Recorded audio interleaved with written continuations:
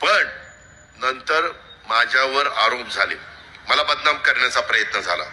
म्हणले याच्यावर 70,000 कोटीचा आरोप करूया आणि सारखं 70,000 म्हणायचं. अजितराव घोरपडे त्या खात्याचे मंत्री होते.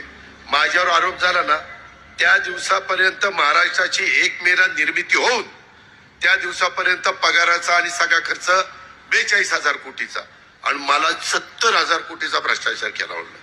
त्याच्या 42,000 कोटी आजपर्यंत इतक्या वर्षात तिथं खर्च झाले 70,000 नाही म्हणले. आकडा जेवढा मोठा तेवढा लोकांना वाटतं राहिला असल बर का झालं. माझी वाटच लागली आणि त्याच्यातनं ती एक फाईल तयार झाली आणि ती फाईल गृह खात्याकडे जाते. ह्यांनी त्या फाईलीवर अजित पवारांची ओपन इन्क्वायरी करावी म्हणून सही केली. केसाने गाळा कापायचे धंदेच राव. आणि मला हेही माहित नव्हतं.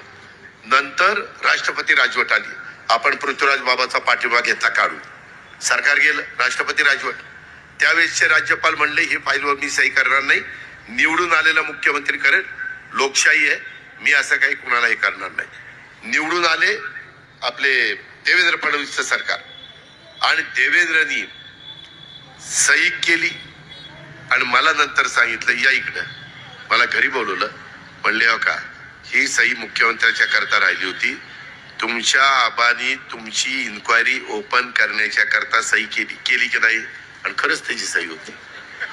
मला इतकं वाईट वाटलं. ठीक आहे म्हणलं, आपला जेव्हा भावाचा सहकारी, पण काय आपलं काहीतरी चुकलं असेल म्हणून आपल्याला कामाला लावून बाबा त्या ठिकाणी हे केलं. हे असं नाही झालं पाहिजे. आम्ही शब्दाचे पक्के